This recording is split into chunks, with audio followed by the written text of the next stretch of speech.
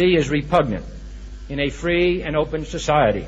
And we are, as a people, inherently and historically opposed to secret societies, to secret oaths, and to secret proceedings. I think a new world order is emerging. An inside job? How dare you? How dare you? To create, so to say, mass-produced models of human beings arranged in some kind of a scientific caste system. We shall go on to the end. We shall fight with growing confidence and growing strength in the air. We shall never surrender. Good day, everybody. It's Saturday, 19th of April, 2014, which is time for another Solvinur event. So, last 2 weeks we haven't been discussing the Trivium, so we're going to get back at doing so. I think it's still the best way for us to try and make it a positive change. You know, that's like somebody said, I'm not sure it was, I think it was Mark Passio, that the real enemy is you, in the sense that the normal people are, not some bankers or culture creators or warmongers. It's us. We are the enemy ourselves. Why is that? Because we let ourselves be fooled into making war, going into the army, supporting companies like Shell, BP, and so on and so on. So the power is with us. You know, they would not be able to play the game that they're playing if we don't play along. You know, so the best way to make a change is to reach millions of people, which unfortunately this radio station does not have that many listeners. But we should work on that, and there's a way we can do that. It's via micro broadcasting. So go to ucy.tv and contact the webmaster there if you know anything about micro broadcasting, even if it's just the basic knowledge. You can contact me also about it, solvinur2@yahoo.com, SOLVINUR, 2@yahoo.com. And we'll try and get you on the radio to talk about it. Because this is the way we can manage to reach more and more people. You know, you start out with 1 AM micro broadcaster, which in a small city reaches like thousands of people. Those thousands of people, a small percentage of them, will click the donate button, which you can also find on ucy.tv, which allows the station to buy more broadcasting equipment. And so that's a way to grow and grow and keep growing and reach more and more people. So it's up to us, you see. So Trivium is what we're going to be touching upon today. I'm not sure exactly when this Dr. Randall Hart is going to get into it, because we're starting with a little bit of history. But we will see. The Trivium is part of the 7 liberal arts. There is a difference between classical Trivium and the Trivium method. What we are concerned with is the trivium method. The classical trivium has been used to control people in the past. And so that is not good. Okay, so but the trivium method will help you understand what reality is. Therefore your actions will have some effect in the real world. Alright, action is wisdom. That's the third part of the trivium. The first is grammar, then logic, then rhetoric, also known as knowledge, understanding, and wisdom. But wisdom is action. Right? It's the action based upon the grammar and logic that was in the first two steps.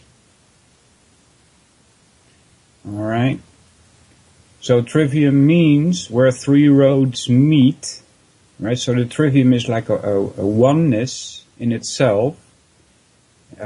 Rhetoric has the general grammar and Aristotelian logic in it, right? So rhetoric is not only speaking, but most important, it's action. All right.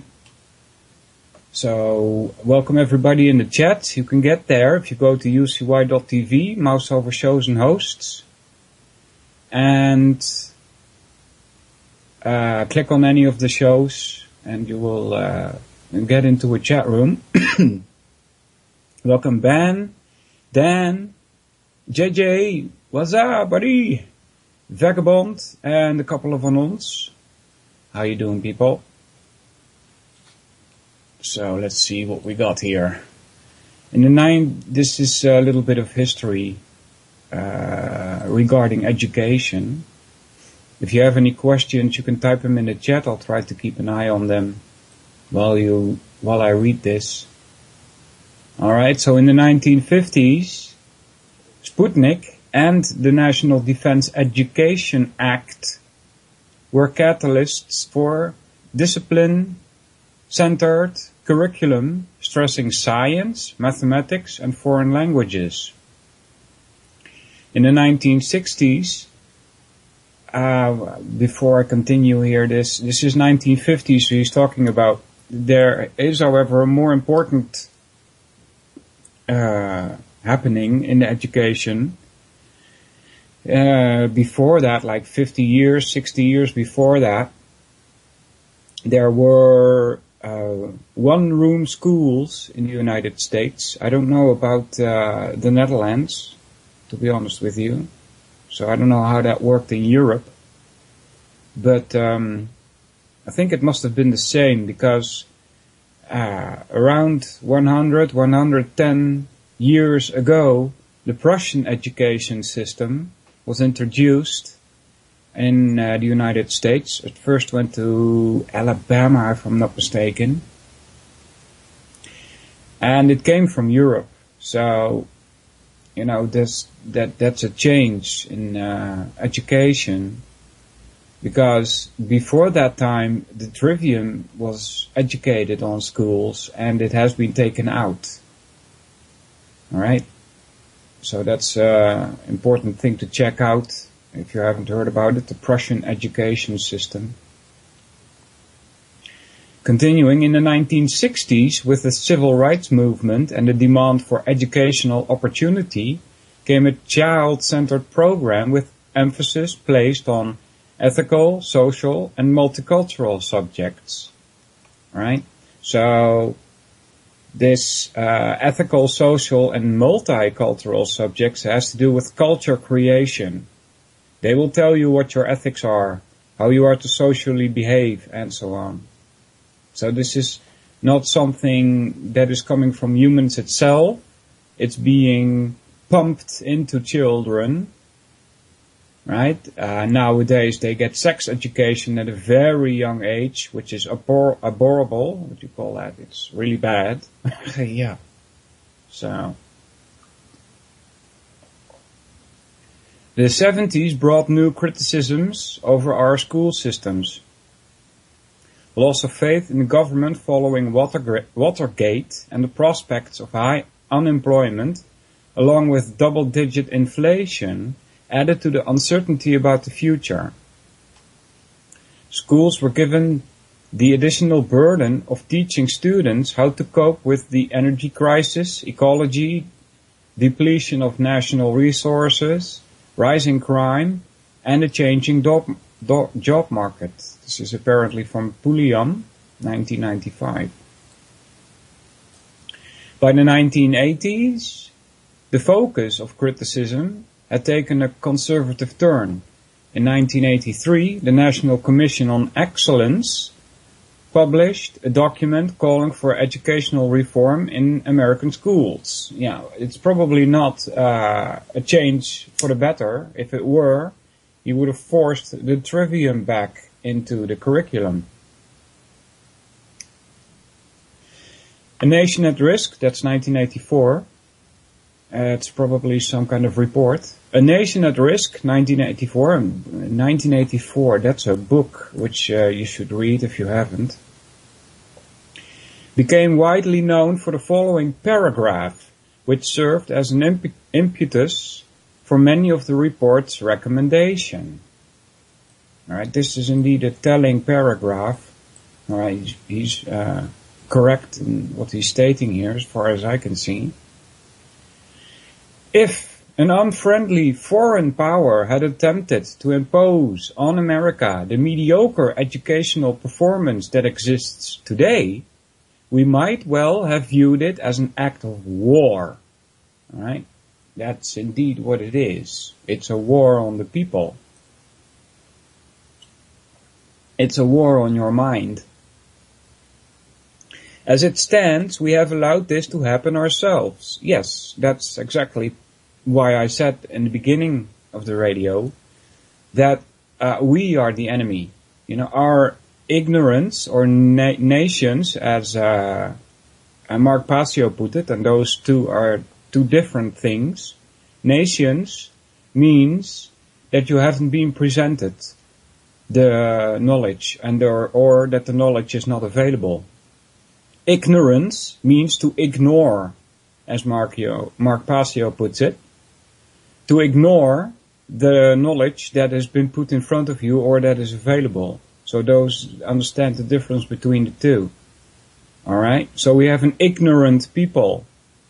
And that is the cause why we are in such a bad situation. Alright?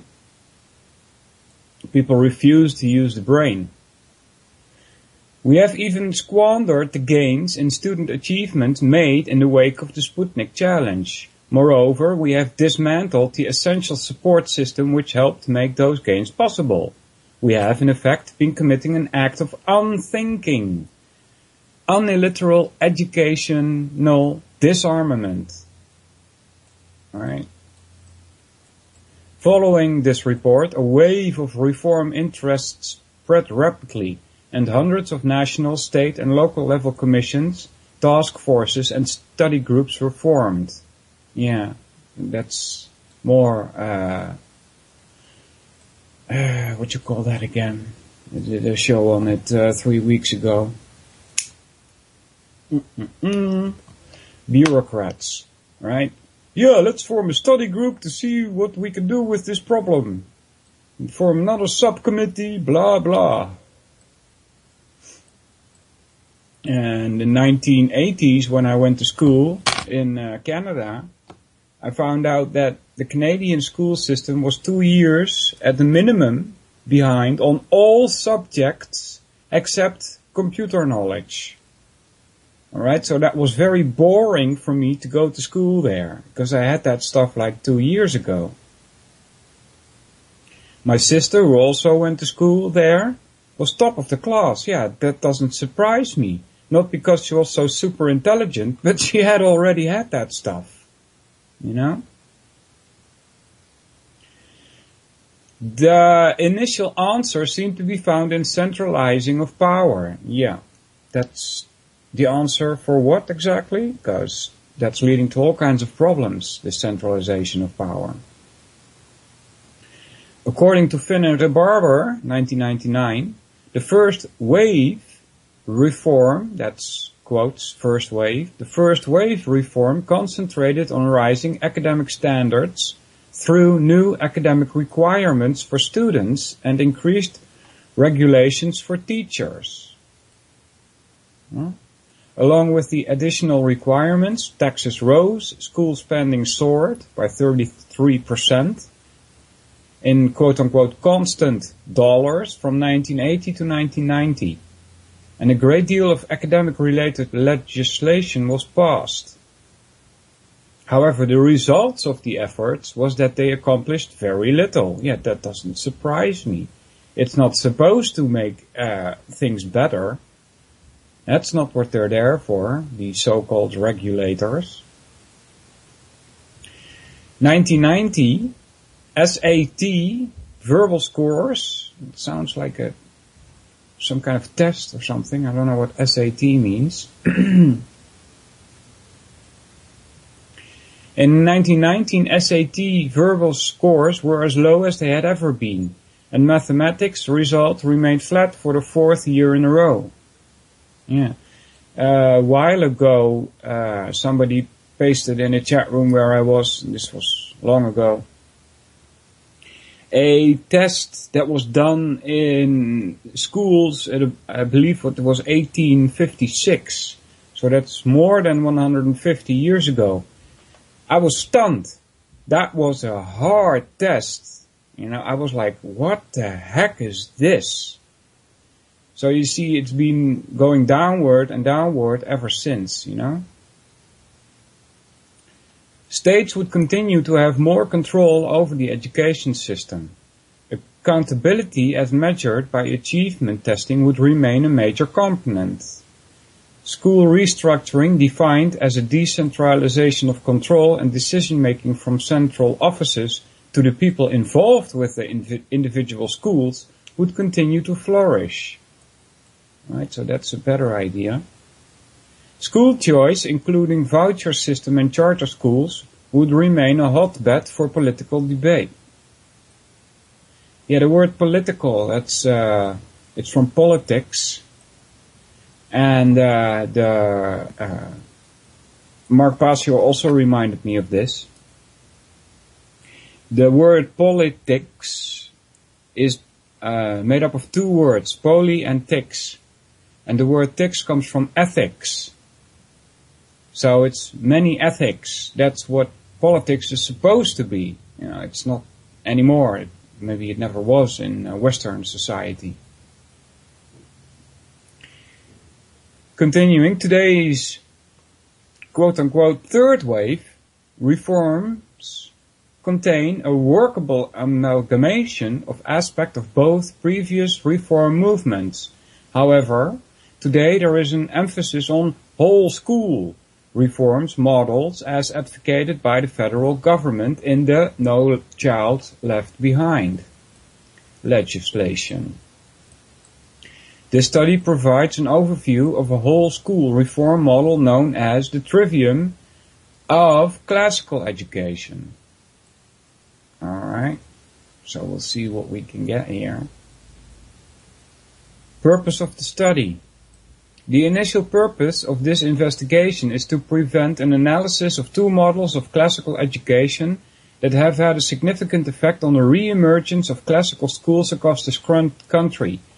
So he's talking about classical here, and we will see probably more what Mortimer Adler, and I think he's all right, has to say about this, but I'll mention something about it myself.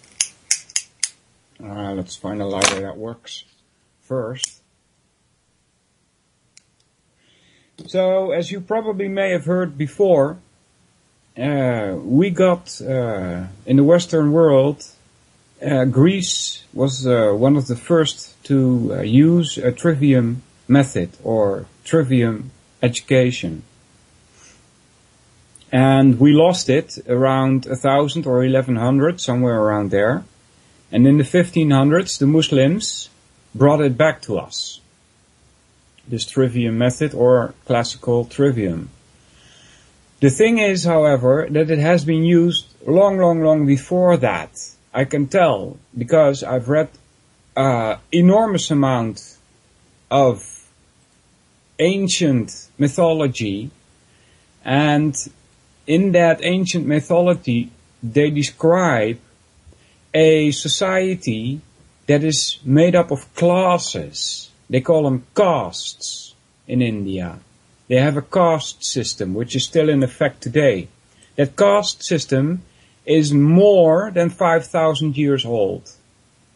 This caste system is the result of a classical education.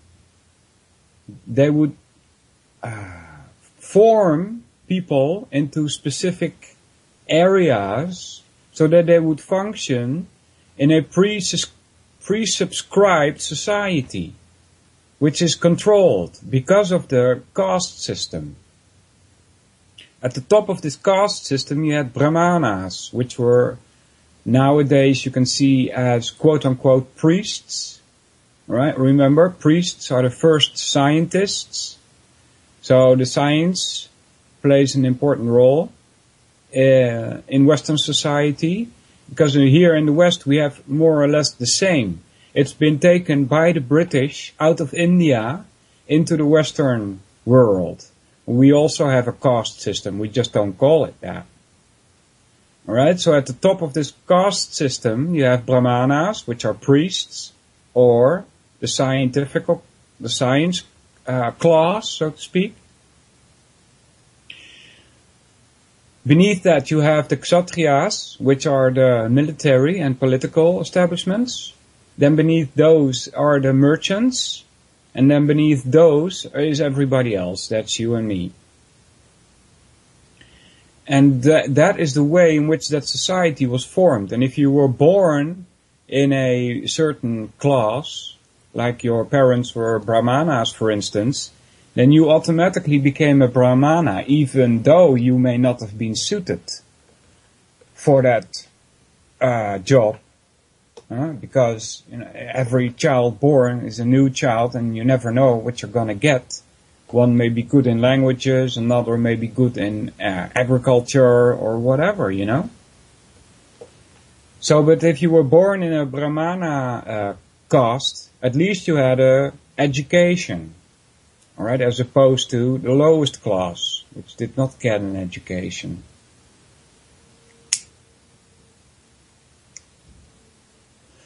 Alright, let's continue here. Classical education, as advocated by Mortimer Adler, 1982, in his book The Paideia Proposal, will be reviewed. Adler was a prolific writer, philosopher, and advocate of the Great Book approach. Yeah. The Great Book, not exactly sure what that is. The Paideia Group is an educational association that provides training for the implementation of Adler's approach to classical education. In addition, the classical Christian approach to education based on the essay written by Dorothy L. Sayers entitled The Lost Tools of Learning will be examined. Alright, I've already done The Lost Tools of Learning twice in the past, so this should say something to you. Sayers, who is a well-known mystery writer and a translator of Dante's Divine Comedy, presented this essay at a speech in Oxford in 1947. Yeah, you see, she's not talking to normal people there. Keep that in mind. And it wasn't meant for you to know about the lost tools of learning. It's presented at an Oxford University, you see. Her essay is indirectly responsible for the development of approximately 200 schools and the formation of the Association of Classical and Christian Schools. Chapter 7 of this study examines this phenomena in greater detail. Okay, that's interesting. I'll probably have something bad to say about those Christian schools. In her essay, Sayers implored the educational community to return to classical pedagogy that she claimed was effectively used in schools during the Middle Ages. Yeah, that's when the Muslims brought us back the trivium. What she called for is a return to using the trivium, the tools of grammar, dialectic, and rhetoric. Alright, dialectic is another word for logic. There's a dialectic can also take place in your head, you know? So, what she called for is a return to the use of the trivium, the tools of grammar, which is logic, grammar, which is knowledge, right? Dialectic, which is logic used on the knowledge, and then rhetoric is action. That effectively equipped students to attend university for the past several hundreds of years. She lamented that during the past century, schools in Europe and America have abandoned this approach of education. Secondly, the study will explore the origins and ongoing development of the trivium that Sayers advocated. Although she adequately described the trivium and its advantages to its student, she failed to provide information regarding the historical development of these lost tools of learning. Alright, so talking about the historical development, this trivium is probably very, very, very old. Alright, I'm talking 10, 20, 50, 100,000 years old. Why? Because the trivium is a, how do I put this? You can see it like the way in which the human mind works. Alright, so as long as there have been humans, they found out how the mind works. Right? This is how the mind works. Grammar, logic, rhetoric. That goes for every human. So probably as long as there were humans around, this system started developing itself. Right? It could start, for instance, with how we taught others to create a fire. You see? You use the trivium method for that. You tell the person that you're teaching the grammar, which is like, okay, this is wood, this will burn. Okay, that's your grammar. Wood is the grammar in that sense. Grammar can be seen as building blocks. It's your basic information. And then you teach them how to make fire from this wood. Alright? So that already entails a sort of trivium education. Okay, let's see. Beginning with the prominent Greek philosophers, the development of the tools of the trivium will be analyzed. Yeah, that's where they're beginning with the Greek philosophers, but I'm telling you, it's older than that. It's way older. They probably knew about this in China and India long before the Greeks even put their head in the sky. Thirdly, this study seeks to impart to teachers and laypersons the importance of seeking and understanding of basic philosophies that impact education. Yeah, like today, for instance, we have a Kantian philosophy that has an impact on education, which is very, very bad.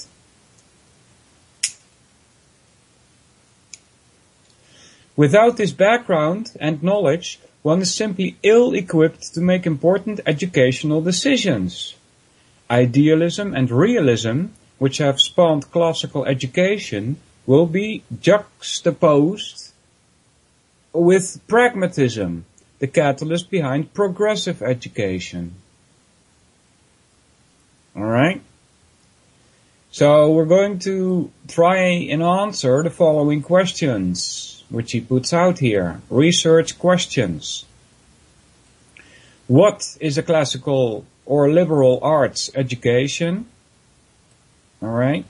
Liberal arts comes from the 7 liberal arts. The first 3 I mentioned, grammar, logic, rhetoric.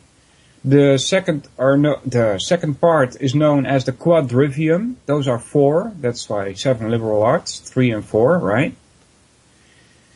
The 4 are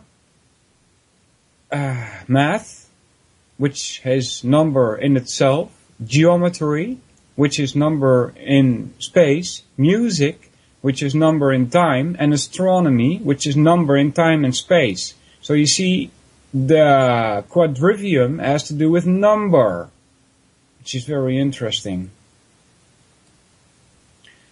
Next question, what are the tools of the trivium and how, when and where did they originate? Alright, 14, another question, what is the purpose of classical education? Next question, what type of curricula should be used in classical schools? Next question, what type of instruction should be provided by teachers in classical schools? Next question, what is the role of the teacher in classical schools? What is the role of the student in classical education? What are the educational philosophies undergirding a classical education? Alright, I'm guessing Aristotle here, but we will see. What role did classical education play in the development of medieval university system? What factors were responsible for the decline of classical education in America during the 19th and 20th centuries? Interesting. I hope that gets explained very well, because it'll show you how your culture has been destroyed. Next, historically, how did the Paideia Group and the Association of Classical and Schools develop? Alright. I'm highly interested in school-wide reform movements, but especially in the study of programs that advocate essentialist and perennialist philosophies of education. When, with 30 years of major studies and calls for reform behind us, the debate still continues between 2 schools of thought regarding curriculum, organization and content. Pulliam, 1995, described the 2 movements and their ideological leaders. One of these is progressivism, the free, open, child-centered, humanistic and socially oriented movement grounded in the work of John Dewey. Yeah, that's a traitor. Alright, I call a lot of these philosophers traitors because that's what they are. A.S. Neal and another social reconstructionist. Yeah? Talking about social reconstruction. You know, you probably have one as well, but many, if not all, the European countries, they have in their government a department for culture. Now, why would that be? Why would you have a department of culture in your government system? I mean, isn't it the normal people that make up this culture? Don't we decide for ourselves what the culture is? No, you have to be told by your government what the culture is, you see? The other, a combination of essentialism and perennialism, calls for standardized subject matter, no-nonsense education, high academic standards, and discipline-oriented schools. Major advocates of these latter positions are Arthur Bestor, Mortimer Adler, Robert Hutchins, James Corner, and more recently E.D. Hirsch, founder of the Core Knowledgement movement. The Paideia program and the ACCS advocate the latter position and thus will be examined in detail for this study. During the last 10 years, the number of schools using a classical philosophy of education has grown significantly. Oh, really? Oh. The ACCS and Paideia schools number in the hundreds and continue to grow. Is that so? The study will provide valuable help to scores of school boards, administrators, and teachers who are researching classical education and trying to implement the model in their respective schools. Thus, a major goal for conducting this research is to provide help to interest parties in understanding both the philosophy and implementation of classical education. Alright, now he's going into definition of terms.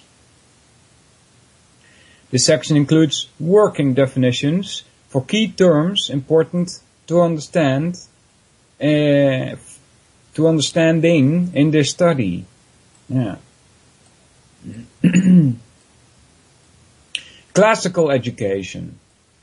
Classical refers to the methodology as well as the content of studies. Classical education is rooted in what is known as a trivium, which emphasizes the grammar, logic, and rhetoric of all subjects, and the quadrivium, which includes arithmetic, geometry, music, and astronomy.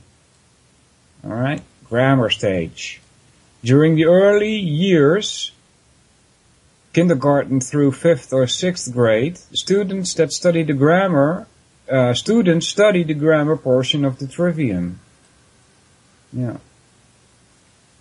This is not something of recent history, people, that children at age 6 or 5 were sent to school. Thousands and thousands of years ago in India, if parents had a child, they would keep it until the year 5 or 6. Then they could be sent to a brahmana for education, and the brahmana would have to know what caste system these parents came from, so that the brahmana would indoctrinate the child to behave in a certain way which belongs to his class. You see, it had nothing to do with what this child was capable of, just like today. Alright? Each specific subject has its own grammar, basic skills for study, and pertinent facts. Alright, we are familiar with English grammar, but often fail to realize that each subject has its own grammar as well. Alright, so he's making a difference between special grammar and general grammar. Special grammar relates to how words relate to each other within a specific language. General grammar, as far as I understand it, and believe me, there are people that know it better than I do, like Gino Denning, Jan Irvin, for instance. They have a better grasp of this, still. So general grammar can be seen as building blocks of any topic. Okay? And those building blocks, if you put them together, they should form a cogent whole. If they don't, there are contradictions in them. And there's a couple of different ways in which you can have contradictions in your grammar, in your general grammar, that is. One is the facts that you have gathered seem to contradict each other. That means you will have to figure out which of the facts is correct and throw out the other ones. Another possibility of contradiction is you do not understand the grammar correctly. Then that may lead to contradictions as well. Alright, that's the second part of the trivium, logic, which means get rid of the contradictions. That's what it means. Alright, continuing here, students memorize multiplication tables. Yeah, that's very stupid. There is a Vedic way of doing math, which is much more sophisticated. No need to memorize all these multiplication tables. You learn methods of how to deal with numbers. Much, much better. Check that out. Vedic math. VEDIC. Then math. Check it out. Learn geography skills and facts, memorize important dates, and learn plant and animal classification. Anything that lends itself to easy repetition and assimilation by the mind. During this developmental and academic stage, strong emphasis is placed on learning content. As is not the case in most American schools, history serves as the cornerstone for all learning. Hey there, Zori, how you doing? Students actively study ancient and modern world history beginning in the first grade. We didn't have much of that, and I went to a school that was specially made for the middle class. And they didn't put much emphasis on Hittites, for instance. They didn't even tell us that these people even existed. You know, they would tell us, oh, we came from Stone Age, and from there on we went to building pyramids. Yeah, right. Something is not quite in order there. There seems to be a contradiction there, because it doesn't make sense to me. It might also have to do with the fact that these pyramids are much older than they claim. At least that was the claim when I went to school. Oh, these are like 3,000 to 5,000 years old maximum. That's unlikely. It's more likely that they are built either shortly after the Ice Age, 10 to 12,000 years ago. All right. Students, this period also includes the study of a foreign language. Logic stage. In about the 7th grade, the student enters the logic, or as Dorothy Sayers would say, the PERT stage. The students are no longer interested in learning facts. Now they want more. They want to analyze subjects in a deeper fashion.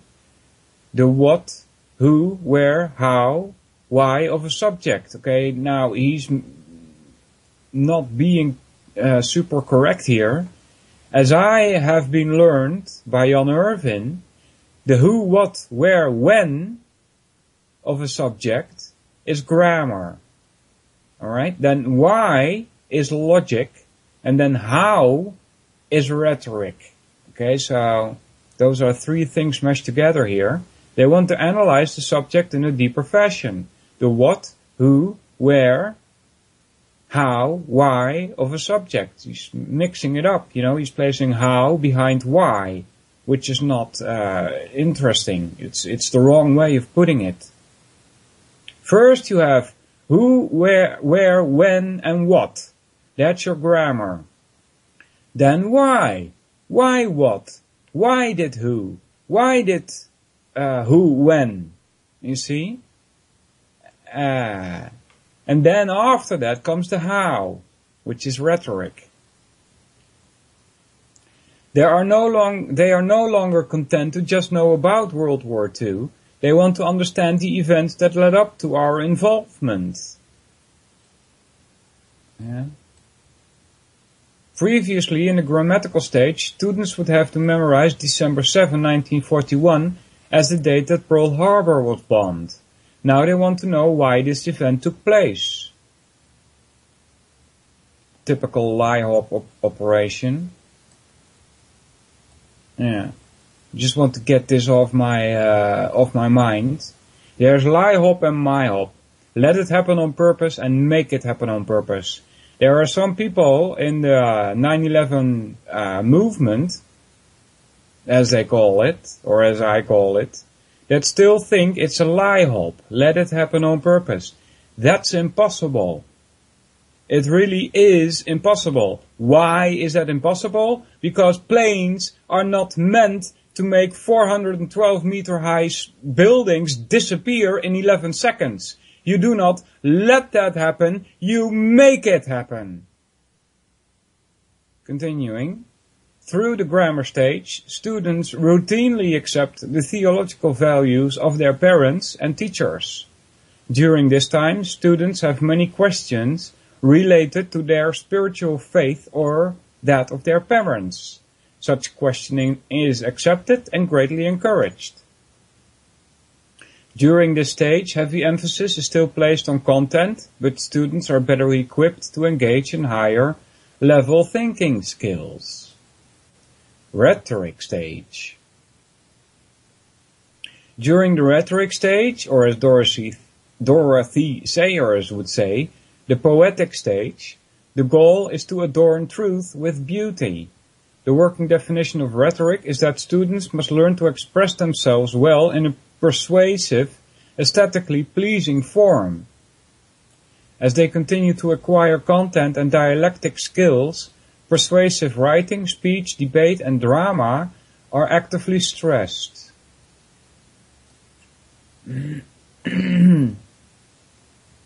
Zori, to answer your question, I'm reading from a PDF by Dr. Randall Hart.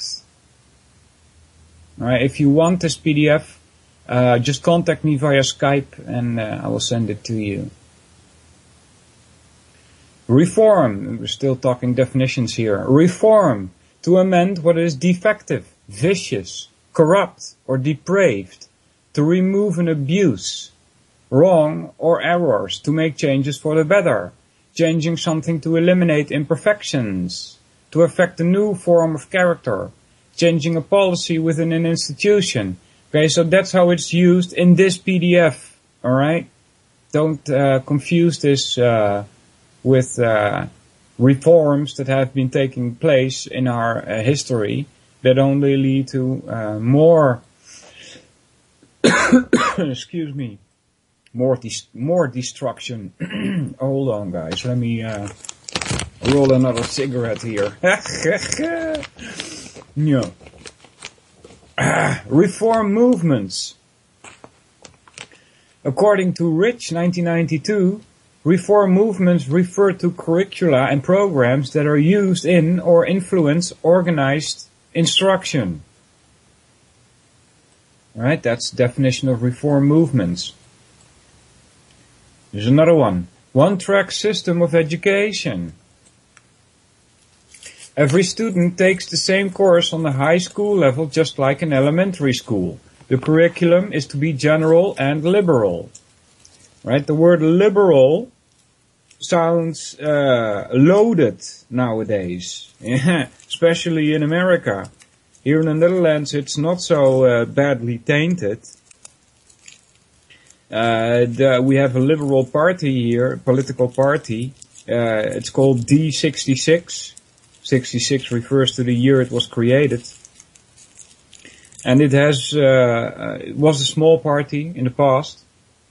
How is what spelled, Dan, so I can know what you're talking about? And I'll spell it out for you.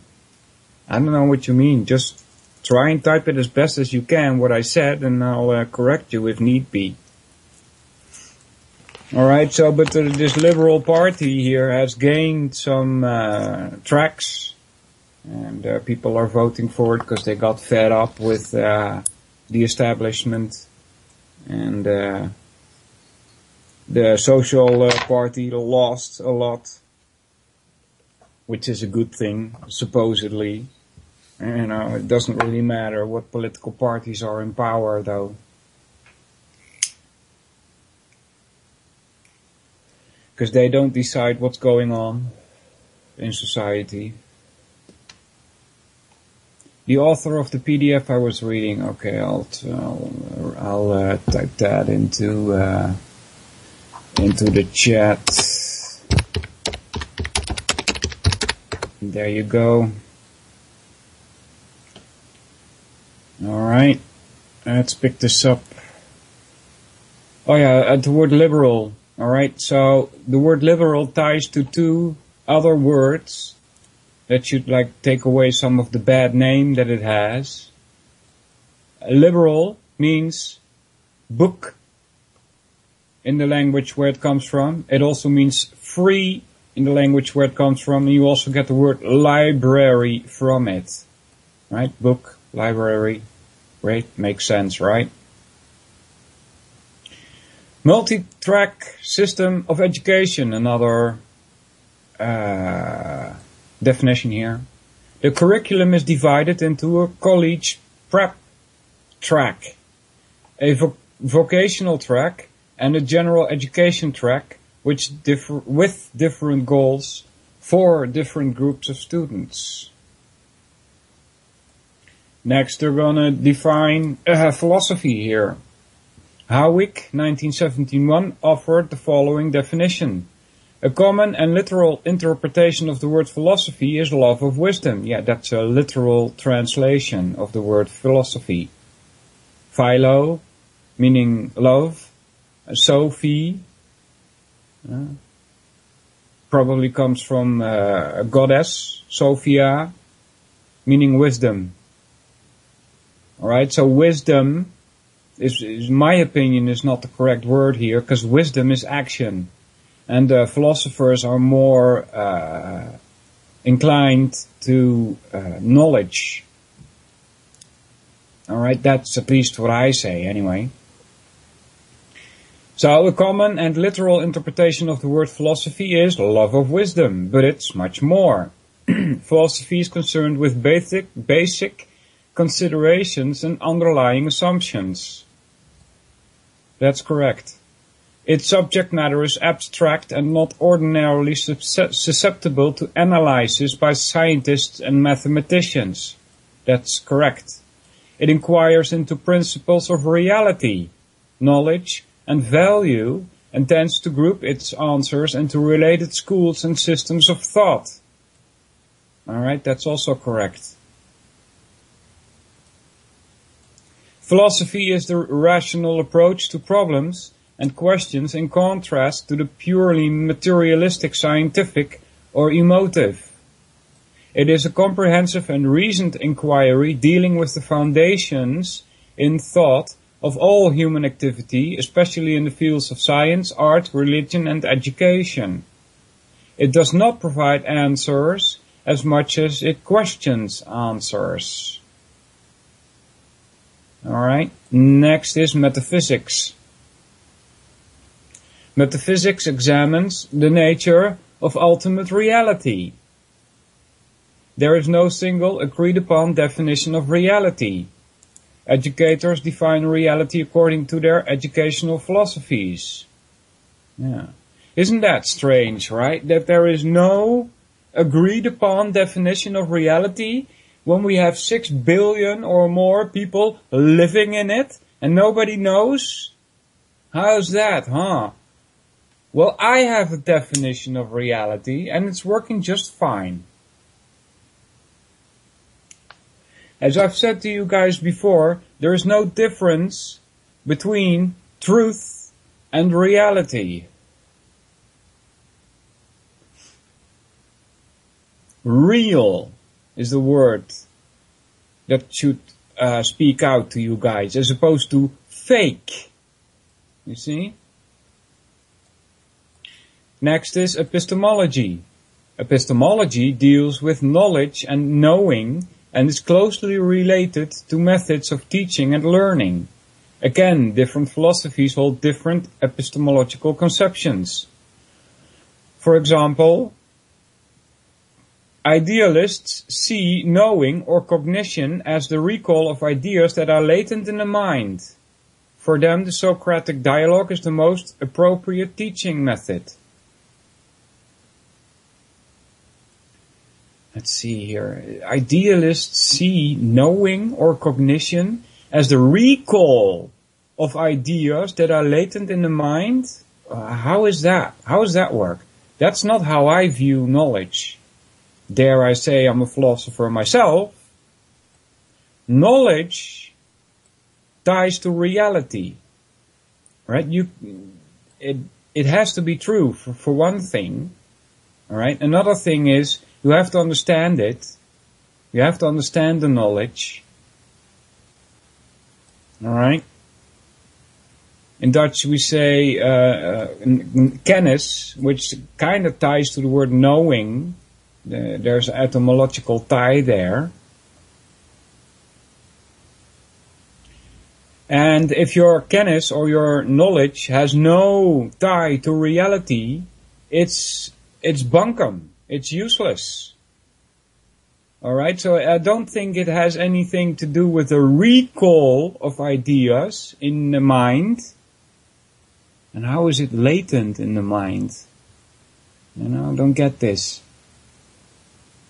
The ideas in your mind, they have to relate to the subject of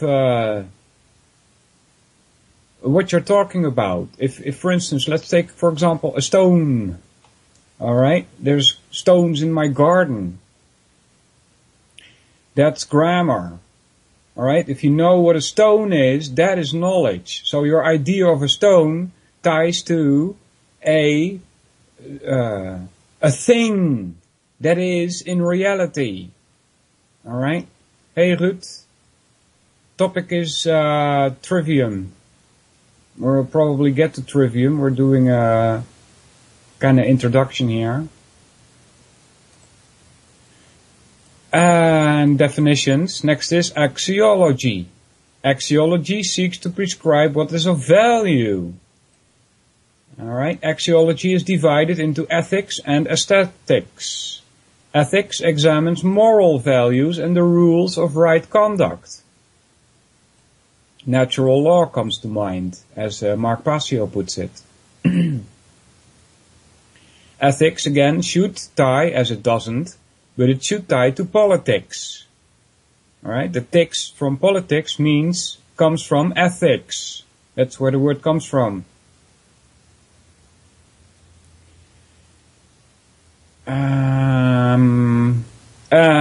Aesthetics addresses the values in beauty and art.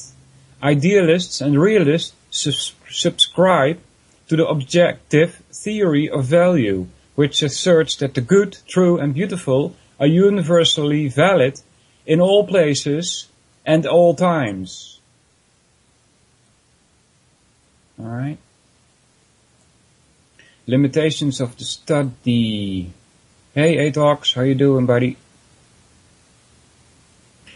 Limitations of the study. Historical studies contain inherent limitations such as inability to directly observe the events, the human error in reconstruction, and the objectivity of the skill of the historian. 2. This writer brings the perspective of an educator and school administrator from having been in the field for over 27 years. 3. This writer has served for several years as a headmaster of classical Christian school that belongs to the ACCS. This author acknowledges a bias concerning the understanding and implementation of the classical model.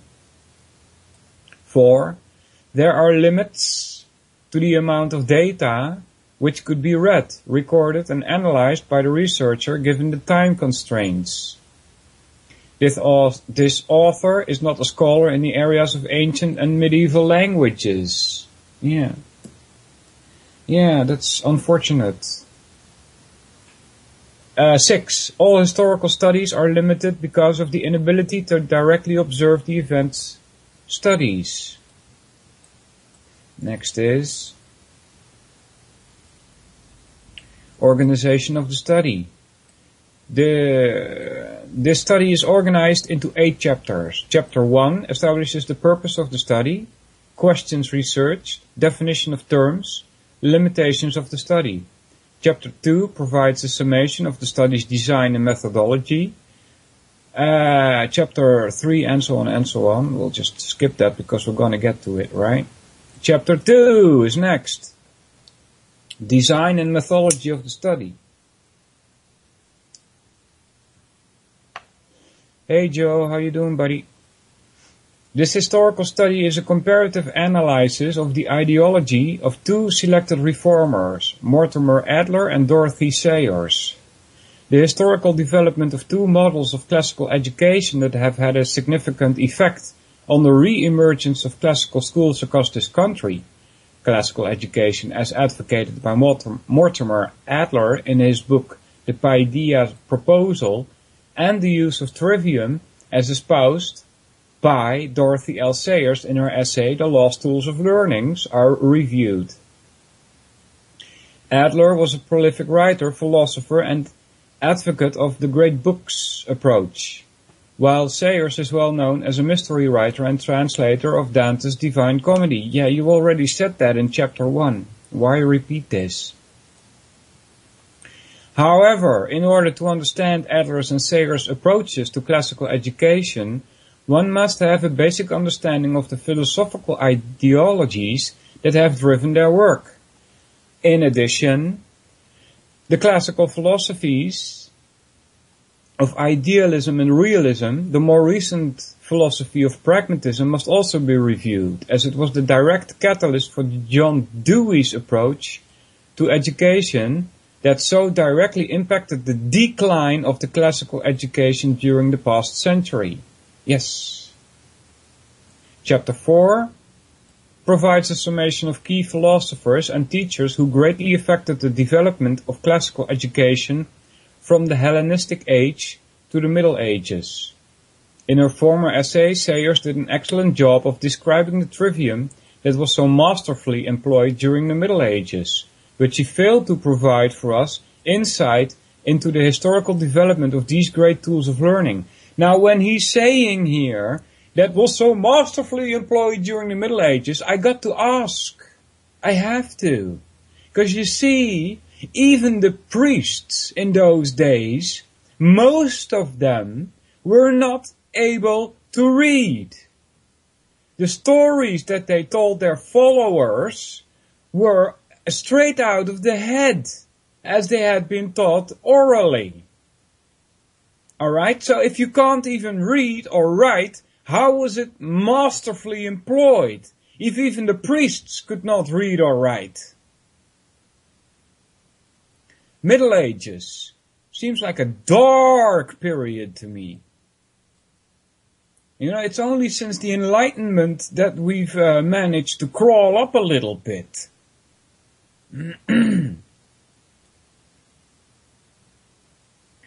Anyway, one must only assume that when she was making her now famous address at Oxford, she was addressing an audience that she believed understood the necessary philosophical prerequisites for understanding her speech. Yeah, as I said before, she wasn't talking to you and me. Although most classical schools, public or private, in the United States embrace Sayers' approach to education, it is highly unlikely that a majority of teachers and parents have an adequate understanding of the history and development of the trivium of classical education. Again, I have to ask, is that so? Although most classical schools, public or private, in the United States, how many of those are there? And how many non-classical schools are there? You have to know that to be able to understand why we're in such a mess today. Merriam, 1998, classified this type of research as a historical case study. This type of research distinguishes between technique and account. This study employed techniques common to historiography. Merriam provided the following explanation of historical case studies. Alright. Lol, Dan.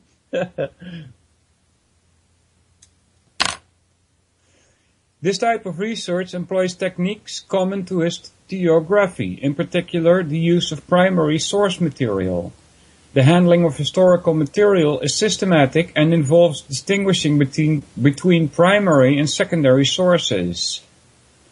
The nature of the account also distinguishes this form of case study. In applied fields such as education, historical case studies have tended to be descriptions of institutions, programs, and practices as they have evolved in time. Historical case studies may involve more than a chronological history of an event, however. To understand an event and apply that knowledge to present practice means knowing the context of the event, the assumptions behind it, and perhaps the event's impact on the institution or participants. Bogdan and Bicklin, 1992, described historical case studies as a common form found in educational research. This type of study may focus on a specific organization and its development. Yin, in 1994, stated that elements of historical research are case study often merge, and she discussed how the case study can add to historical studies. The case study is preferred in examining contemporary events when the relevant behaviors cannot be manipulated. What is that about? When the relevant behaviors cannot be manipulated? Thus, the case study relies on many of the same techniques as in history, but it adds two sources of evidence not usually included in the historian's repertoire: direct observation and systematic interviewing. Again, although case studies and histories can overlap, the case study's unique strength is its ability to deal with a full variety of evidence, documents, artifacts, interviews, and observations beyond what might be available in the conventional historical study. A variety of sources were used for the historical comparative analysis of classical models. Whenever possible, primary sources were used for research.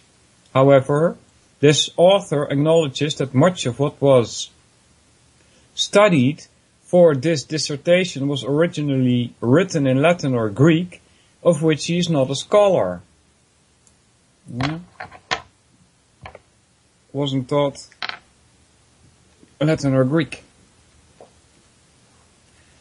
Regarding the Paideia approach, biographical data concerning Mortimer Adler were based on his autobiographies entitled Philosopher at Large and his sequel, A Second Look in the Rear View Mirror. Adler's book, entitled The Paideia Proposal, served as a major source of research information, along with several other educational books he has written. The primary source for Dorothy Sayers' model of education was her 1947 essay entitled The Lost Tools of Learning.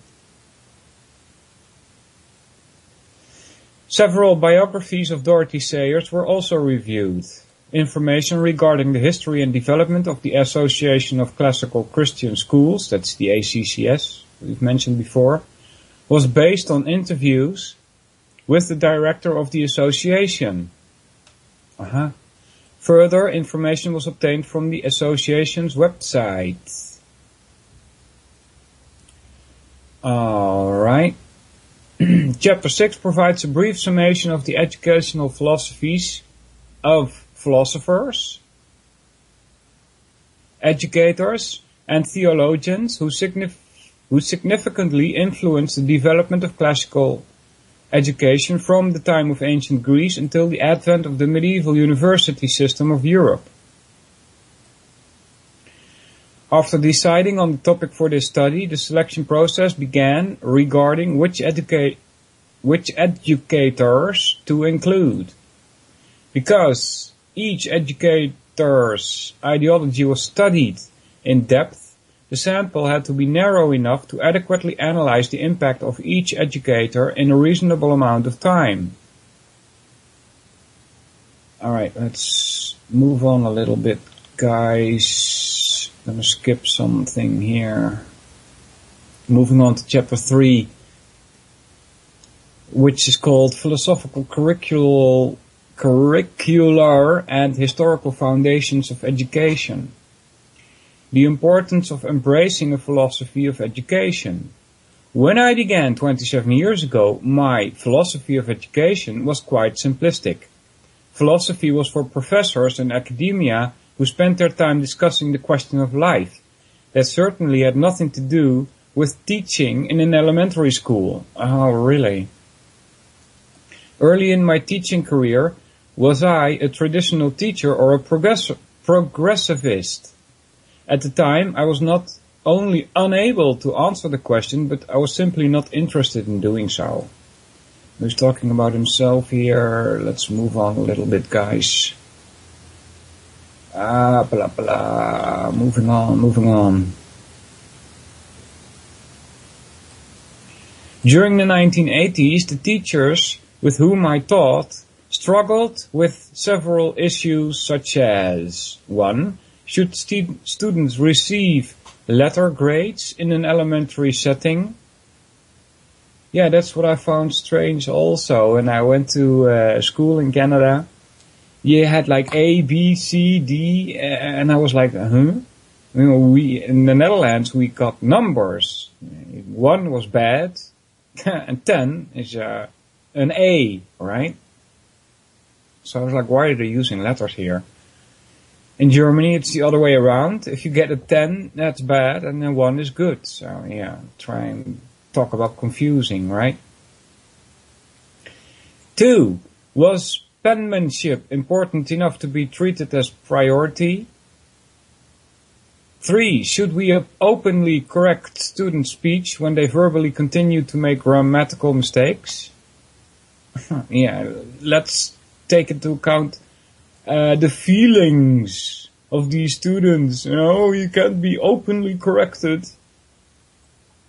4, should the student be penalized for spelling mistakes in written work? Yeah, of course. You get a worse grade if you make spelling mistakes. The word spell, by the way, is interesting here, as Mark Pasio also reminded me. In Dutch it's the same. We also say spell.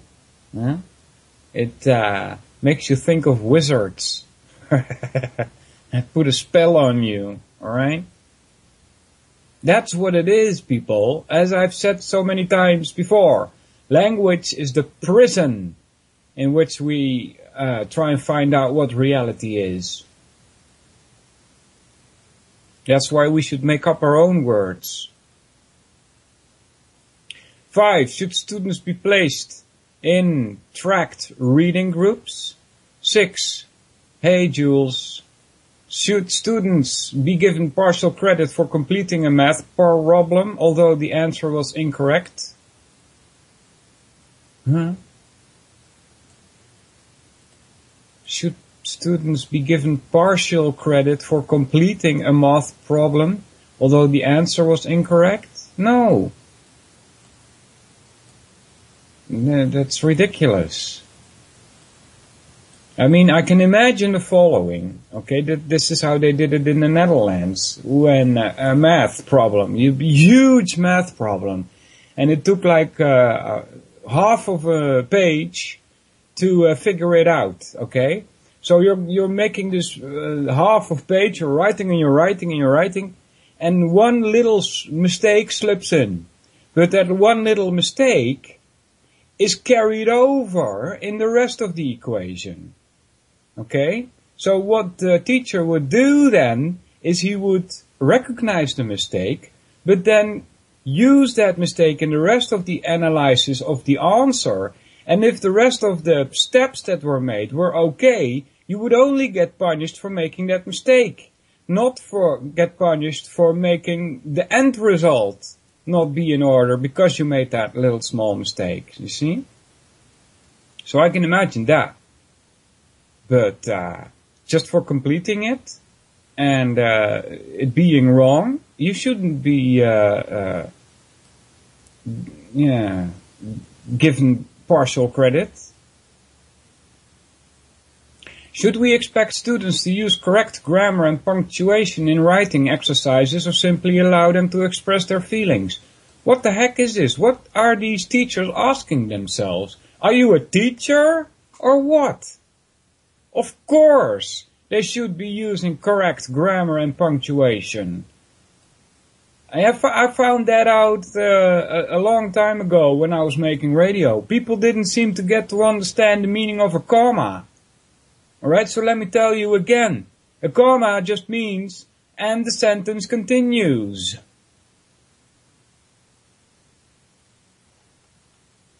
In our particular school, discussions regarding these dilemmas were inevitably related to the educational dictator of the decade, self-esteem. Unfortunately, the unsolved argument always remained. Would high expectations diminish students' self-esteem or enhance it? It's not so hard, people. Children are eager to learn normally. If you tell them how to spell things correctly, when to use a comma, when to use a dot, when to use exclamation mark, when to use question marks, they will do so. And it will boost their self-esteem. It's not so hard. In an ideal situation,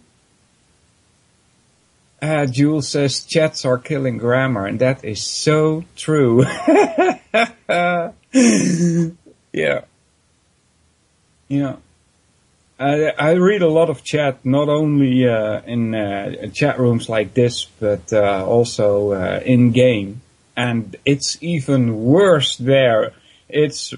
I wouldn't even dare call it English, what you can read there sometimes. It's unbelievable. Hey Iota, how you doing? Yeah. And that is tragic, people, that we don't even know how to write anymore.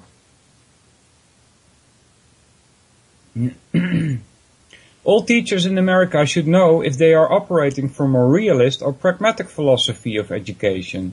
They should know the differences between essentialism and progressivism. Having this specific shared knowledge among teachers has helped in the proliferation of private and public schools that embrace a specific philosophy and thus have a cohesiveness and consistency among the staff members. Yeah. So here in the Netherlands, we have different kinds of schools also. You have a Catholic school, right? And a Christian school, and a Protestant school, and a non-religious school, a Muslim school. They all seem to teach differently. So that's not how it should work. School should be teaching children what reality is. And it has nothing to do with any religion. Because all of these religions espouse some kind of reality that is flawed. It has to be, because these religions all have different gods, right? And so you'd think that, well, this one says Allah is God, and this one says Yahweh is God, this one says Krishna is God. Well, which one is correct? None of them are. So if that is your basis for a school, you're already on the wrong path.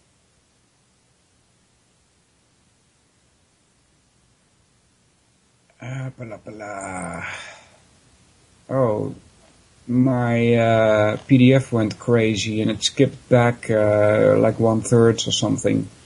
Let me try and find where we were, guys. Oh, this is bad. Where were we? Oh my god. Why did my PDF just skip all of this? Oh my god, where were we? Back. We're back. This is about Plato and Aristotle. We'll get into that, guys. But we got to get more back. Back more. Sparta. More back. We weren't that far yet. Socrates. More back. More Plato. More back. Trial of Socrates. This is chapter 4. Okay, we'll get to that, guys. But we're not finished with chapter 3 yet. Where were we?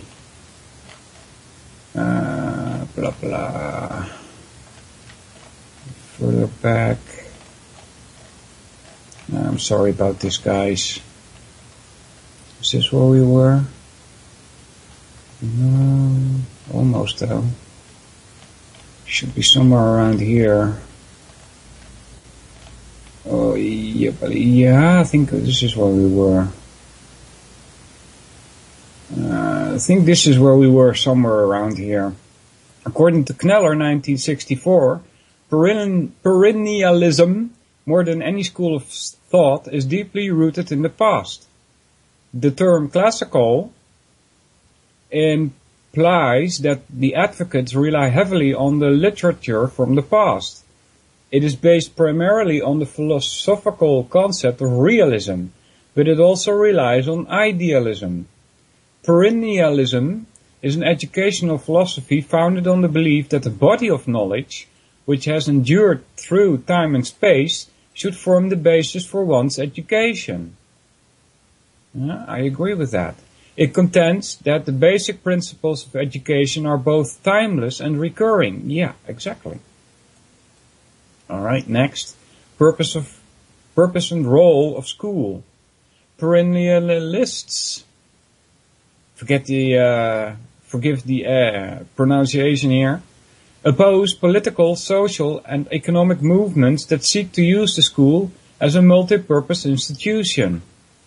They do not want school to be a place that stresses students' emotional adjustment, nor do they want to transform school into a place to train for a vocation. They believe other agencies in society should attend to these activities and leave school to its central purpose, the training of the mind. That is Howick, 1971. Yeah. The goal is to help students uncover and internalize the lasting truth, for they will one day be charged with passing this on to a new generation of learners. This is Kneller, 1964. Alright, it's skipping, I'm gonna skip a bit again, you guys. Howick, 1971, also pointed out that to be equipped to study these great classics, the tools of learning, reading, writing and arithmetic must be mastered during grammar years. At the secondary level, the school should stress a program of general education for all students, including Greek, Latin, grammar, logic, rhetoric, mathematics, science. Ecclesiastical schools would include theological studies as well, with all classical schools emphasizing the study of philosophy. Alright, role of the teacher. How perennialists see this. Perennialists see the classroom as a center for the intellectual growth and development of students.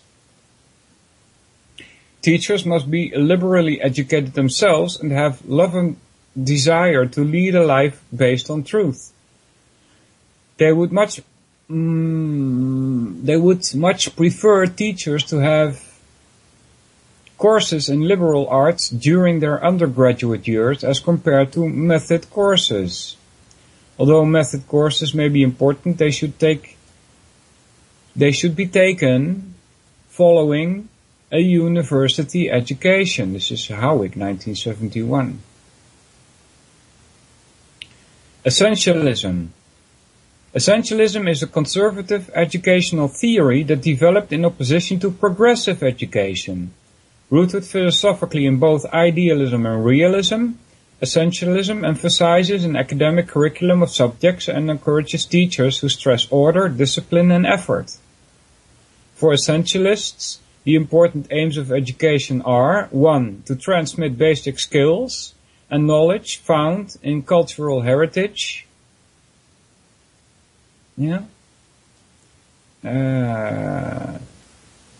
Well, this sounds to me like they're not getting out of the child what is in them. That's what education means. It's from Latin as far as I know. And it means to draw out. In other words, you should draw out the skills that are already in the child. Alright? It doesn't mean that you should teach a child who is good with languages, for instance, how to till the soil. Alright? So these basic skills, they should be taught, but only if the child asks for it. Not force it on them. 2, to emphasize the learning of those skills and subjects that they can lead learners to still higher level skills and knowledge. And 3, to use education as a civilizing knowledge and values of the past and the requirements of the present. This is from Ornstein and Levin in 1985. Alright, let's skip some more. This is about teachers and their philosophies and such. Okay, let's see. This is again about teachers. I'm gonna skip this, guys. Move on. Guess we should move on to chapter 4. The origins and development of the trivium from the Hellenistic age to the Middle Ages. The life of Socrates. Socrates was born in Athens in about 469 BC. He is remembered as the most influential sophist of his time. Is that so, yeah? Huh. So sophist, it has a bad name for me anyway. Sophists are very good in rhetoric, and they will use all kinds of fallacies to influence you. Alright? He is remembered, so this is Socrates, as the most influential sophist of his time, although he lived in poverty and publicly disdained material possessions. He successfully served as a hoplite in the army and did manage to support a wife and 7 children. Several. While he may have inherited some money, he also received gifts from wealthy supporters. Yeah, that doesn't surprise me, because those wealthy supporters would gain by Socrates' influences of the masses, you see. He paid little attention to his physical appearance and was considered quite homely. He sported the same cloak during the summer and winter and was well known for his ability to outdrink anyone at the symposium. Interesting. We're learning about Socrates' drinking abilities. Seriously, guys? Come on. Although Socrates, unlike the sophists, offered no courses and took no fees, his effect on many people was still upsetting. Unhappiest of all were the fathers whose sons, after listening to Socrates, came home to try the same technique of questioning in pursuit of truth on their parents. One may assume that even today some parents may question the battery of questions asked by their teenagers, trained in logic and dialectic skills.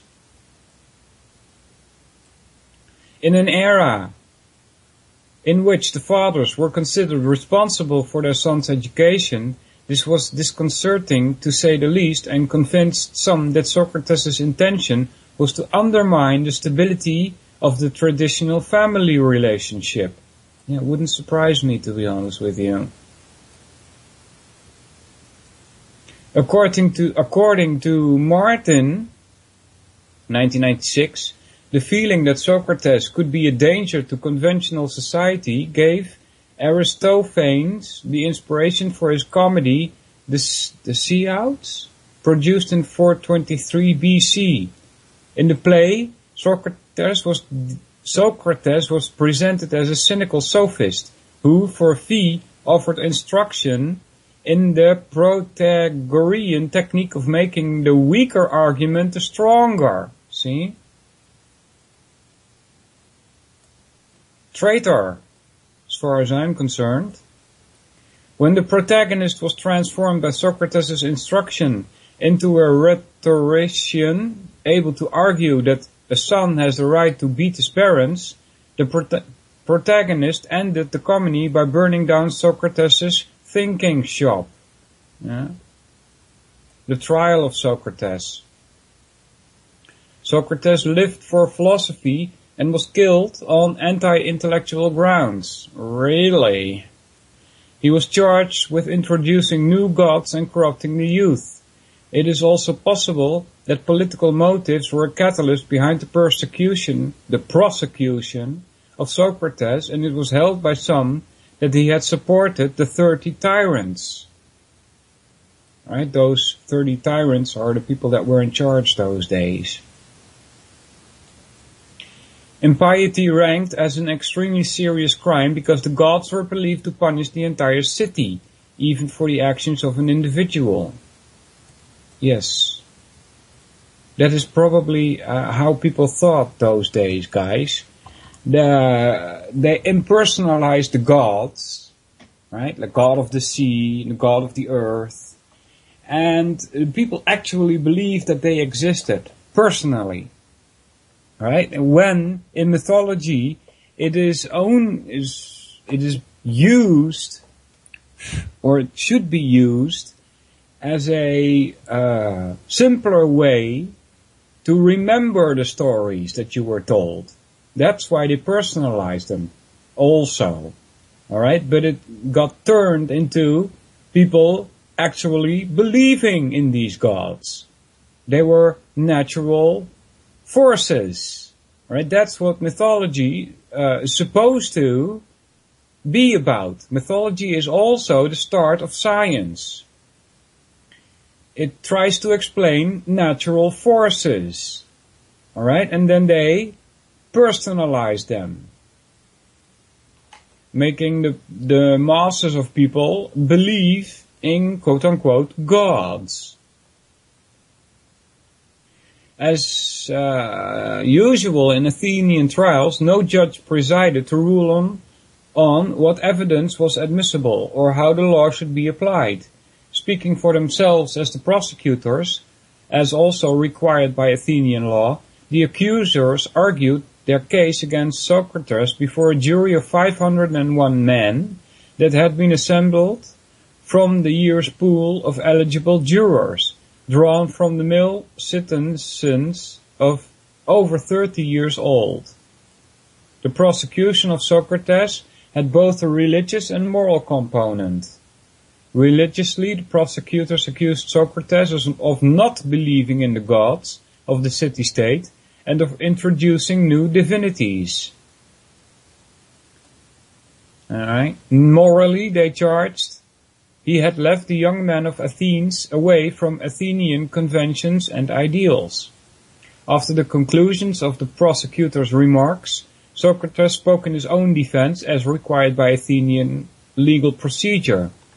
In the apology, Plato presented Socrates as taking this occasion not to rebut all the charges or to try to curry favor or beg for sympathy, as jurors expected in serious cases, but to reiterate his underlying dedication to goading his fellow citizens into examining their preconceptions. This irritating process of constant questioning, he maintained, would help them learn to live virtuous lives. Furthermore, they should care not about their material possessions, but about making their true selves, their souls, as good as possible. Yeah, that's right? That's what Socrates will tell you. Don't worry about your personal material possessions. In other words, give up your property. You see? He's a traitor.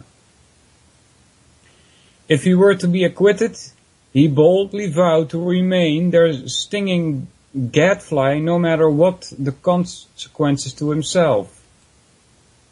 After the jury narrowly voted to convict, standard Athenian legal procedure required the jurors to decide between alternative penalties proposed by the prosecutor and the defendant. Alright, skipping this further.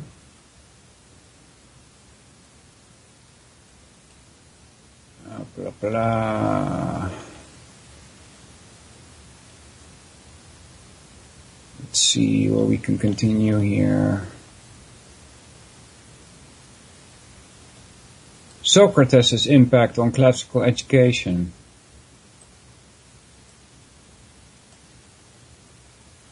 No.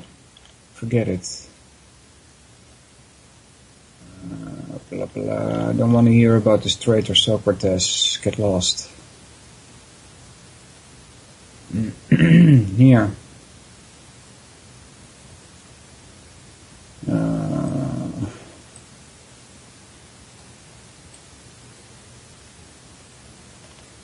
Let's see. Plato, the life of Plato, another traitor. Plato was born 427 or 428 BC and died at the age of 80.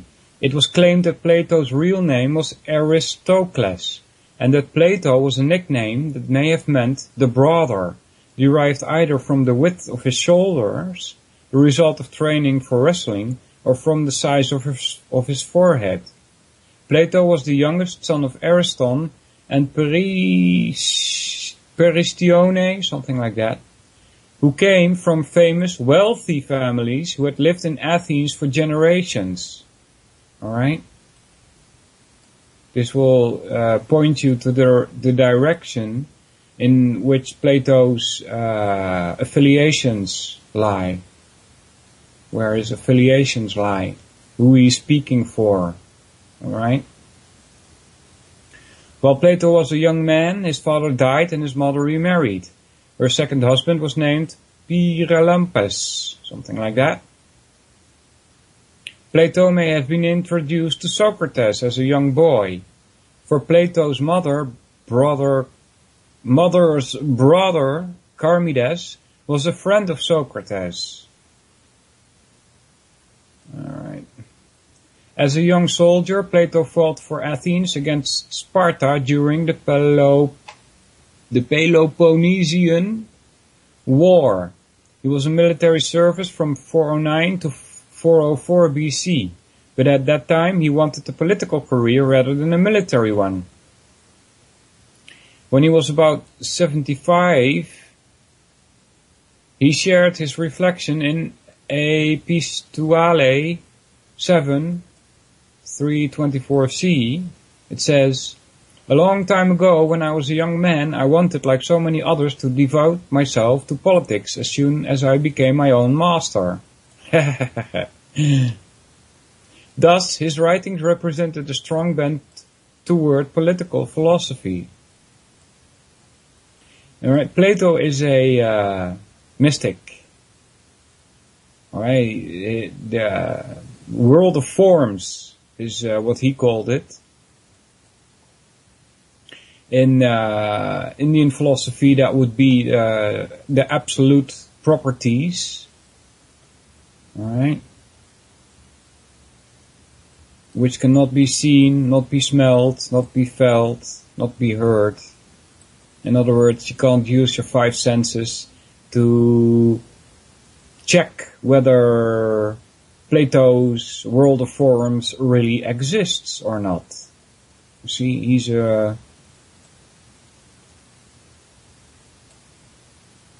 he's believing in something which you cannot see, hear, touch, smell, feel. So, as far as I'm concerned, that's useless.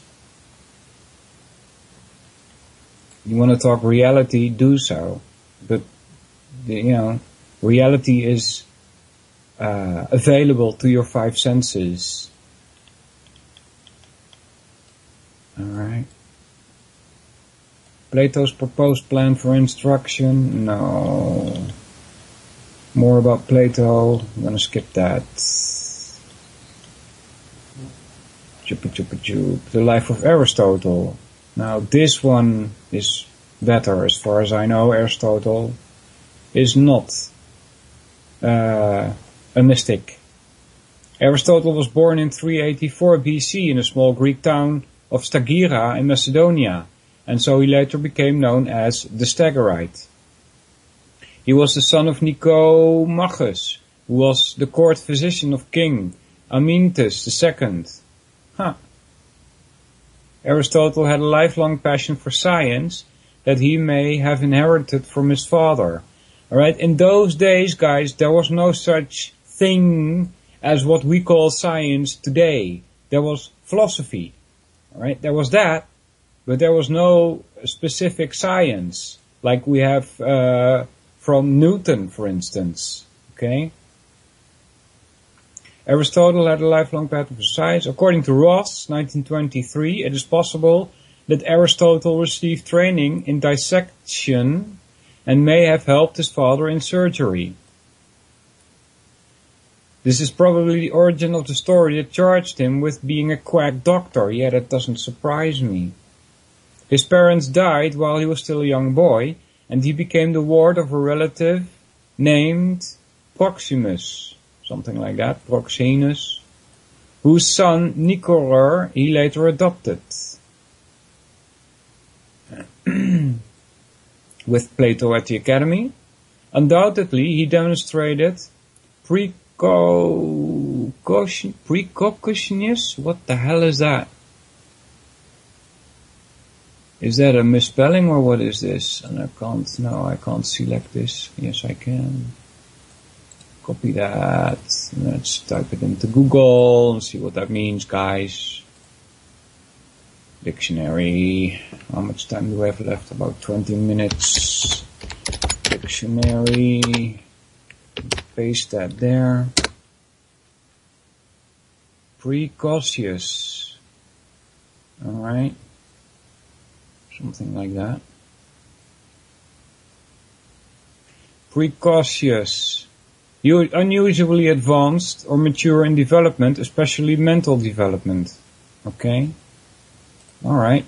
Undoubtedly,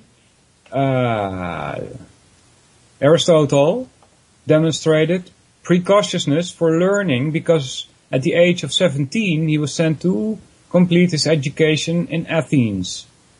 In 367, Aristotle began his studies at Plato's renowned school, the Academy. There Aristotle remained for the next 20 years. With this depiction in mind, Durant in 1933 reported that another narrative represented him more as a prodigal son who squandered his wealth and was forced to join the army to avoid starvation. This scenario placed Aristotle's joining Plato's school closer to the age of 30. So we don't really know, apparently. It is clear that in Plato he found a philosopher he would so greatly influence his life. Aristotle did not implicitly accept all of Plato's philosophical beliefs.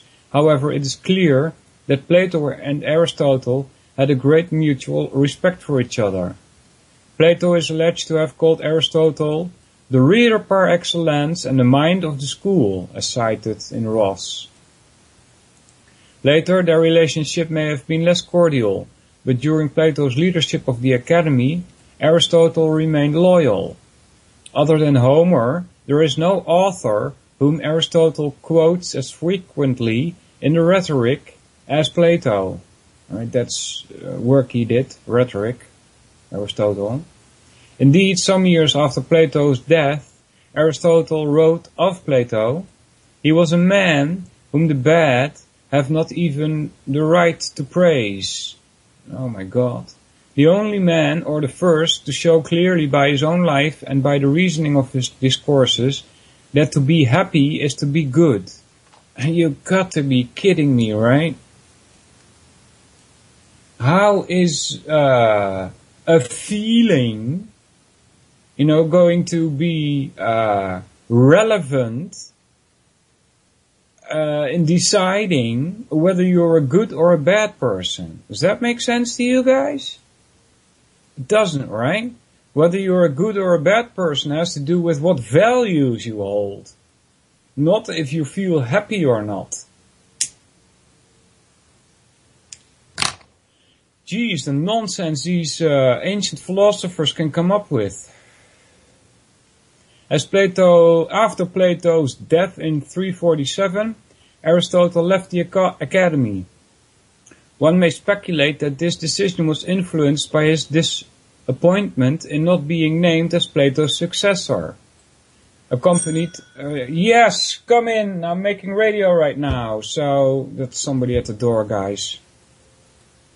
Accompanied by a friend from the academy, Xenocrates, who several years later became the head of the academy, Aristotle accepted an invitation to reside with Hermias. So, here. Hey.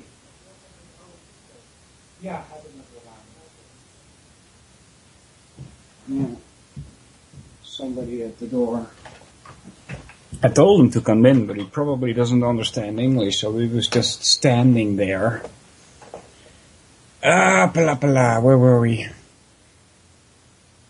Later became the head of the academy. Aristotle accepted an invitation to reside with Hermias, a former fellow student in the academy, who had risen from being a slave to becoming the ruler of Arternius and Assos in Mysia. The next 3 years were spent with a small group of Platonic friends. Alright.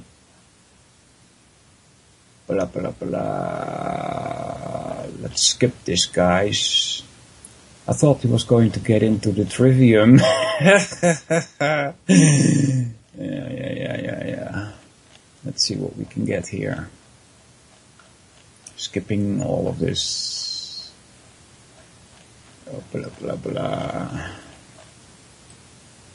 Life of Isocrates, not interested. Come on, let's see what we can find. More life of previous people, not interested.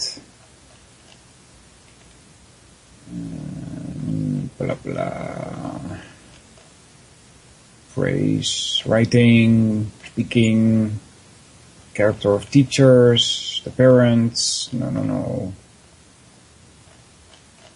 Okay, come on. What's up? Mortimer, Adler, Dr. Randall. Yeah.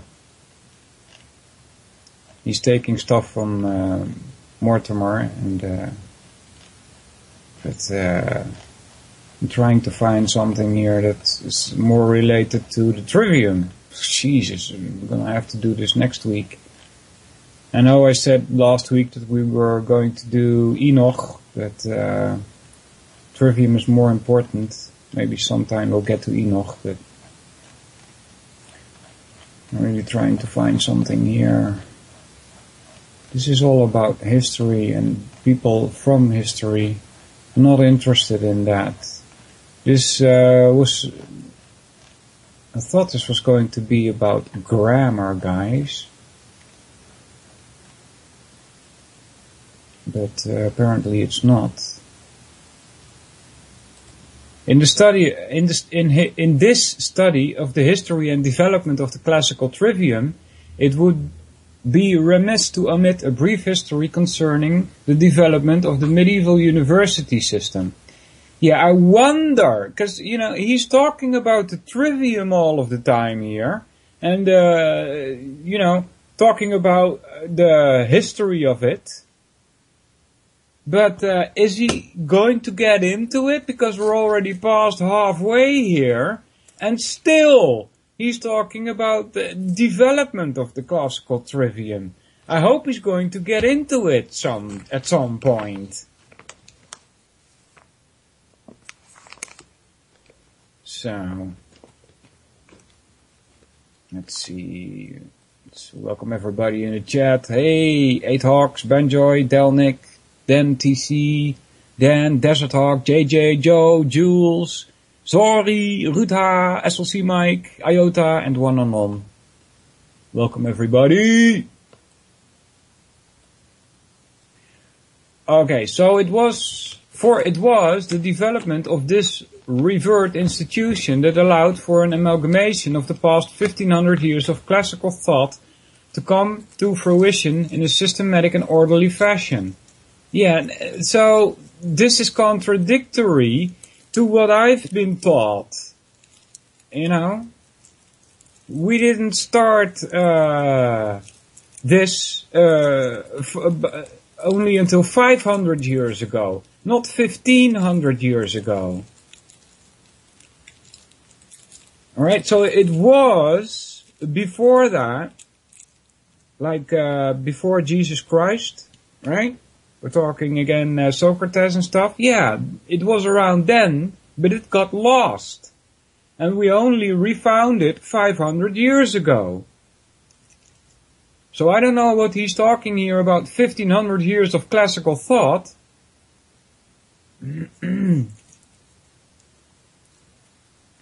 Unlike the vast majority of students today, the scholars of the medieval day came to the universities already possessing the skills of the trivium. Yeah, that should be like that. If you're going to go to the university, you should have knowledge of the trivium. Now they had the opportunity to continue their studies through the quadrivium: astronomy, music, math, and geometry. So why is he's messing it up here again. It's math first, which pertains to number, then geometry, which is number and space. However, there's something else to be said here, and it doesn't work for me like that, but others I've heard speaking about it like this. And they say that, well, math, it's difficult, and they didn't understand how they would use this in day-to-day life, you know. And so the idea was to do geometry first, because you can see geometry in nature, alright? Much less as math, which is, you don't see numbers in nature, right? So, it might have been better to do geometry first and then math. But that's not the order, as far as I know. The order is math first. That's number alone in itself. Then geometry, number in space. Then music, number in time. And then astronomy, number in space and time. See, that sounds more logic to me, because it's first you learn about number, then you learn about number in space, right? You don't learn about number and space and then go back to number, or what?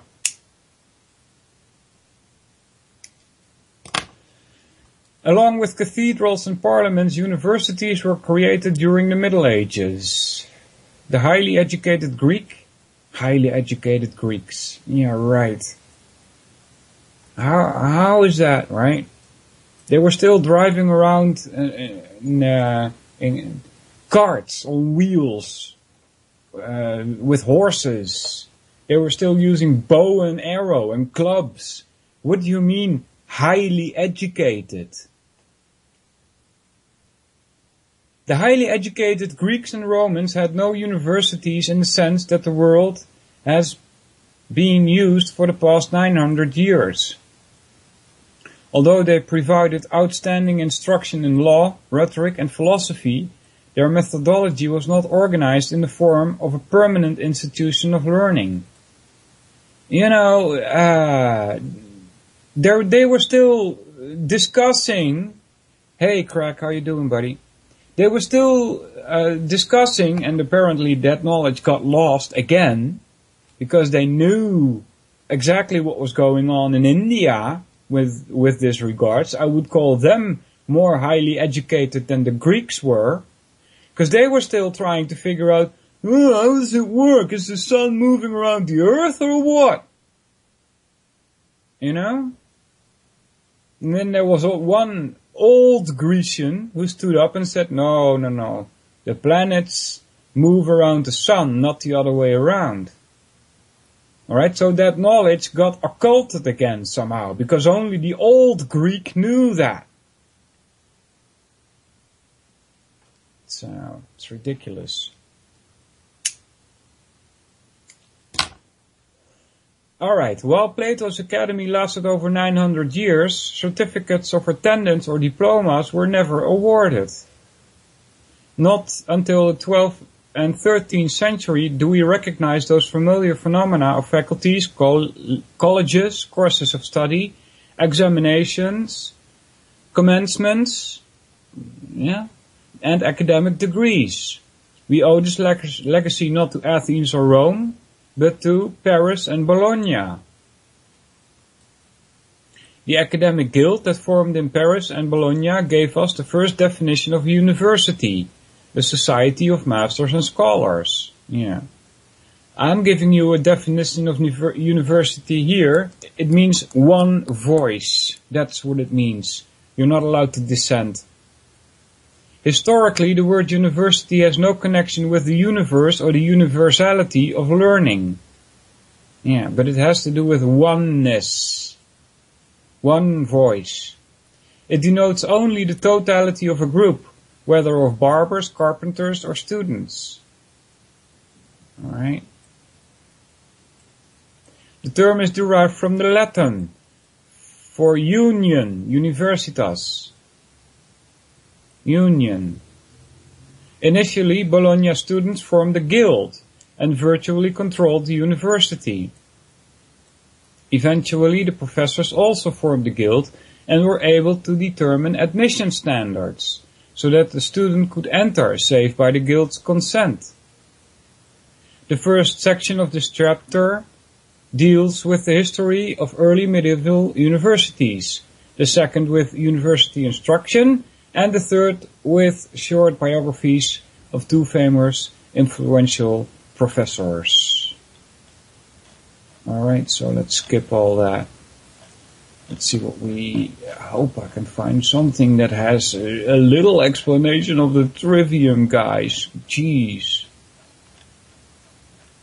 I should have gone to triviumeducation.com and start reading from there, to be honest with you. Oh yeah, now that you're all here, by the way, if you want to hear Jan Irvin speak, go contact him and tell him he needs to come on my radio, because I tried, but yeah, communications have broken down. So maybe pressure from you guys will make him contact me and let him talk about the trivium, because he's much better at it than I am, you know. He's much better at it than I am. He can better explain to you, for instance, why the classical trivium and how, especially, it was used as a weapon against us. You see? Chapter 6 is Decline of Classical Education. We're not interested in the history. I want to know about the trivium itself.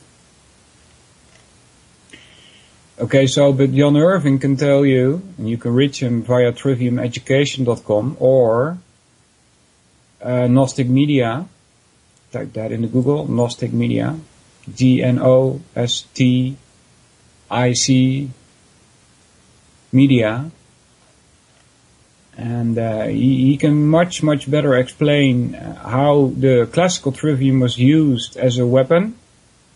And as far as I can tell, it's culture creation, putting people in their place, so to speak, right?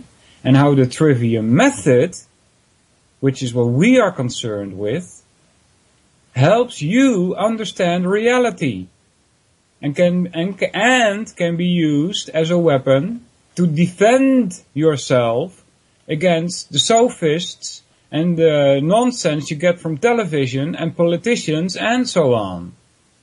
Alright? So we're almost at the end here. I don't think this guy is going to get into the trivium at all. This is only history. Yeah, you see? We're at the end. So, darn it.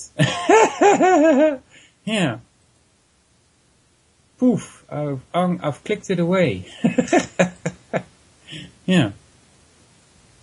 And we're almost at the end of the show, so it doesn't really matter. Next week, we'll get into more trivium, guys. Grammar, logic, and rhetoric. So, thanks a lot for listening, everybody. See you guys next week.